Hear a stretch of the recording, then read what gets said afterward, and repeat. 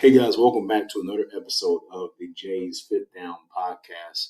I am your host, Jaden, and today we're going to be recapping week 3, but more importantly, talking about the beatdown the Denver Broncos sustained at the hands of the Miami Dolphins, as well as the Minnesota Vikings losing another close matchup against the Los Angeles Chargers. So we'll get into that, and just really why I think those two teams right now they're done.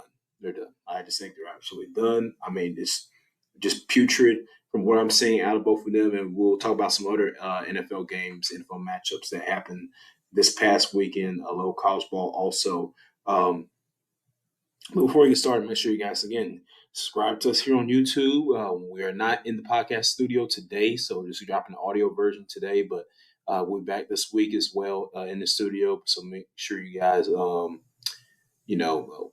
check us out here on YouTube, subscribe to the channel. Also follow us on Spotify, Apple Podcasts, wherever you get your favorite podcast. That's where we are. Let's get to it. And we're going to start off again with the Bears and the Dolphins, the game that everybody's talking about, where Miami beat them 70-20. It was a really bad from the start. Denver's defense could not do anything. They could not stop Tua, as he had 400 passing yards in the first half, 5 touchdowns, I believe it was. It was just a real bad beatdown. Not something like you don't usually see in the NFL because, well, the competition is supposedly, the highest of the highest at that level, right? So it's like everything should be equal, spread out. It shouldn't be like teams blowing each other out like college football or high school. But that was the case for the Broncos because they just got whipped. They got whipped by the Dolphins. Tyreek Hill had almost 200 receiving yards, touchdown. Raheem Mostert had a good game. The rookie, Kane, I don't know how to pronounce his last name, but Devin Akaney, he had a good game as well. Just all the Dolphins' offensive playmakers for most of them, had a really good game. Even dang Robbie Anderson or Robbie Chosen or whatever his name is had a good game. He had a long touchdown reception. But that was again against Denver Broncos defense, which was just horrible the whole game long. And a lot of Denver fans were calling for Vance Joseph to be fired this morning. I'm waking up and Vance Joseph is still the defensive coordinator. What's going on with that? But no, to me, this you see what happens when your quarterback is healthy. Tua is healthy. He's very good. The Dolphins are very good. They're a good team. They're a good defense. And they still have some players missing on defense, right? So it's they're still not at complete full strength yet. But that being said, they're still out here winning games. They're 3-0, still early on in the season, but they're 3-0 right now. They're undefeated, and they're playing good football. Good football. You just put up 70 points. 70 points on a Broncos defense that has great players. Patrick Surtain, Randy Gregory, Baron Browning, right? They've got some decent players on that defense. Justin Simmons. Kareem Jackson. So why the Denver defense was not able to stop them. I don't understand. Maybe it was the scheme of Vance Joseph. Maybe it wasn't. Maybe it was some other things as well. Sometimes you just have a bad game, but a bad game to where you're getting blown out by 50 points. Come on.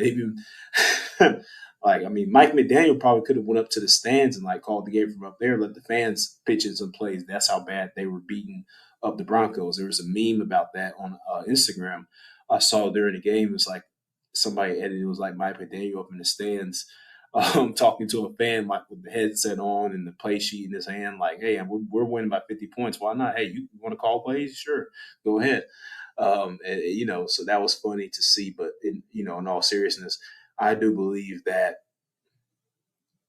the Broncos are done. Sean Payton. When you make a comment about the previous regime's coaching, which was abysmal for Nathaniel Hackett and his regime last year in Denver, then you should be able to come in, the following season and make it better, and say, hey, yeah, that was them, but this is not how we're going to run this team. We're going to win football games. We're going to look better overall as a team. We're going to be able to score points, and now the offense really hasn't been an issue, for the most part this season for Denver. I mean, they've been able to score consistently. The problem is defensively, which wasn't an issue last year. So it's like it's kind of flip flop if you think about it. I mean, last year the defense was great. They were getting stops and they were physical and one of the better defenses in the league. But this year, just haven't looked good at all under Vance Joseph. Being the defensive coordinator, and he was the previous head coach of the Denver Broncos some time ago for a season. So could this be him taking a stab at the Broncos? Like, hey, you let me go, so I'm just going to call bad defenses, make this team look bad, even if it hurts me, but I don't care because that's what you guys get for firing me for being the head coach, right? Maybe that's what it is. I don't believe that that's what his intentions are, but we'll see.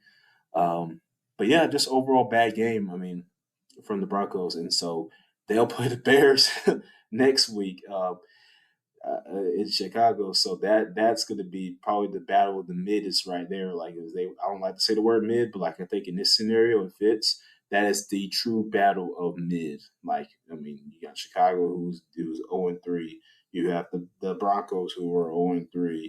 So we'll see what team. I mean, and the Bears dealing with all that stuff they're dealing with the raids and of the facility and the defensive coordinator Alan Williams resigning, just so much stuff they having to deal with. And like I mentioned on my previous episode, Justin Fields, they're messing this kid up.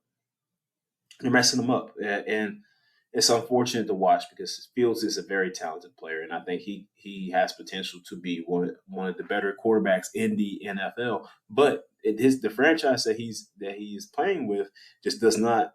They're just they can't use him correctly, and they're not using him correctly, and it's hurting him. It's hurting him in his stature around the NFL. So I don't know what's going to happen. I know one thing: the Bears are not long term committed to Justin Fields. That has been made.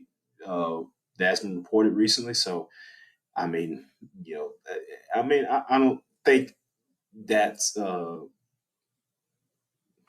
that's not a fair way of looking at it. But life's not fair. But still, that's in Justin Fields' case.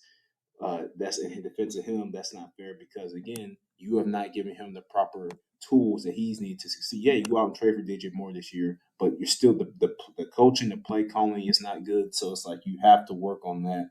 If you're Chicago, I mean, I don't know what else to do. Or just say really because it's just not. It's just a train wreck. That whole franchise is a train wreck, and they can't get it right.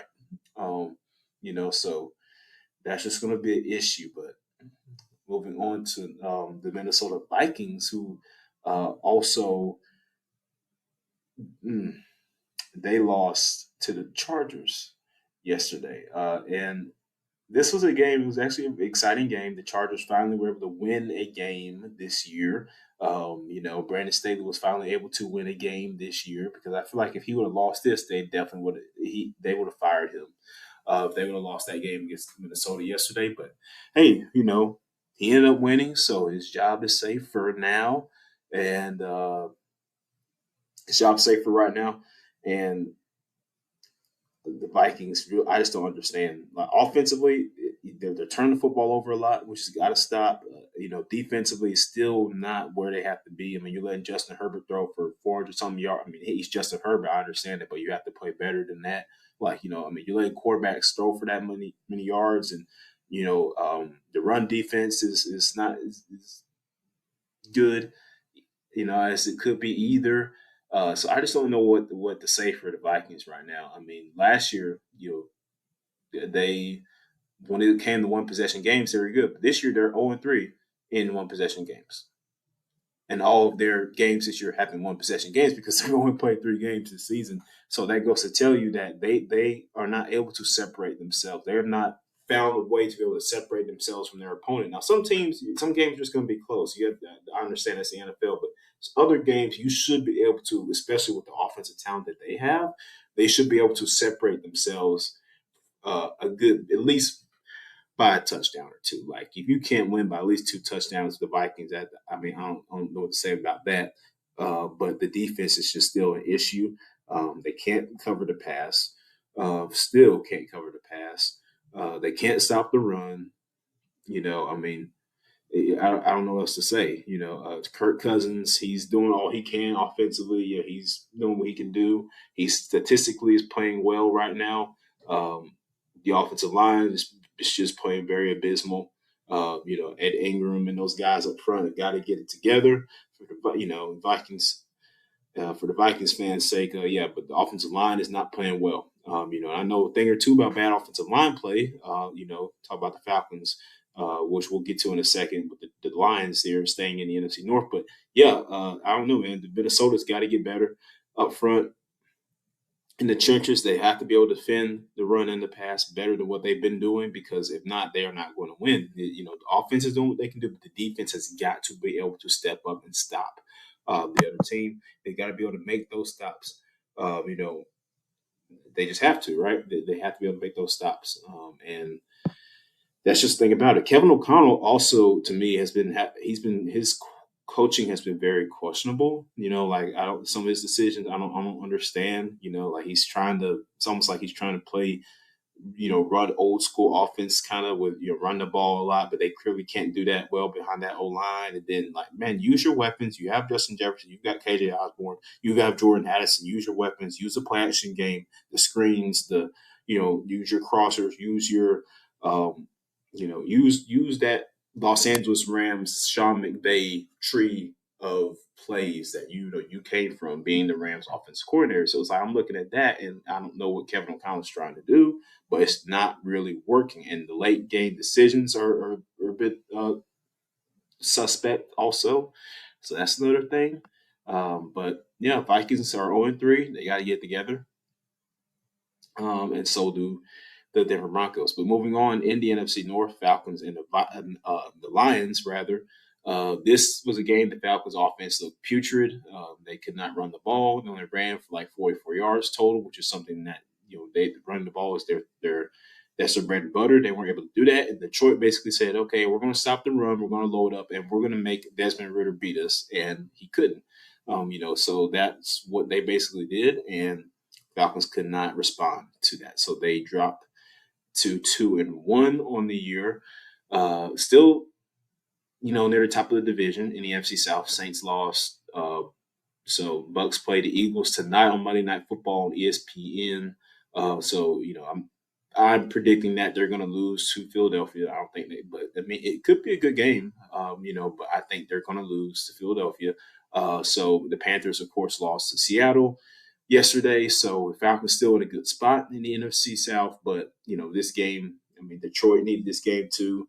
After losing to Seattle the previous week, they needed to get that game, get right game at home, and offense was able to do well. Jared Goff played well. Jameer Gibbs had a good game on the ground, had a good receiving game as well through the air, throughout the backfield. Sam Laporta, it looks really good. Like, watching now, I'm like, man, yeah, they made a good pick with him at tight end. He's a guy to fill in that T.J. Hawkinson role, I think, pretty well after T.J. went to Minnesota. So I think they found a gem in Sam Laporta for sure. And I think it's going to bode well for them moving forward. But for right now, the defense, they just, like I said, they were flying around the field. They were physical. I mean, Aiden Hutchinson was doing what he could do, and Alex Anzalone was flying everywhere, very fast, very physical, hitting point of attack. The Atlanta just could not move the ball at all. No, they couldn't move the ball, barely could through the air. I mean, not as efficiently as they could have, because Detroit said, "Hey, you know what? We're going to make you beat us with your arm." Desmond Ritter, he couldn't do it, so it didn't work. And Arthur Smith, I mean, his play calling has been very bizarre lately, really since he got here to Atlanta. I mean, his play call is very strange at certain points. And I don't understand some of the decisions he makes. I guess I don't know if it's lack of trust in the quarterback or if it's other things scheme wise, but they got to figure all that out offensively, because they just looked very anemic. So we'll see what happens there. Other games around the league, like I said, Chiefs blew out the Bears. That's not really interesting. I mean, it's another week in NFL. The Colts and the Ravens had a good game. The Colts won that off a Matt Gay field goal. So that Colts have been playing well, even without Anthony Richardson in the lineup. We've Gardner Minshew doing his thing back there. The Texans beat the Jaguars. Right, C.J. Stroud looking pretty good. He has had over 900 passing yards with no interceptions through the first 3 games of the season. The only other quarterback to do that this year is Justin Herbert right now. So that's good company being if you're a rookie in CJ Stroud. So that's pretty impressive for him, not turning the football over. Um, so yeah, as we move on throughout the season here, we're going to start to see a lot of interesting games, a lot of different decisions. I think that's going to have to be made, some tough decisions with these front offices. So, but that's the week 3 recap for us here on Jays Fit Down, and make sure you guys catch the Monday Night Football game tonight with the Bucks and the Eagles, and make sure you also catch uh, like I said, the Bucks and the Eagles play tonight on ESPN, as well as the Rams and the Bengals. Joe Burrow is most likely not going to play in that game, so we'll see how that goes for Cincinnati. But thank you guys for tuning into this episode of Jace for Down.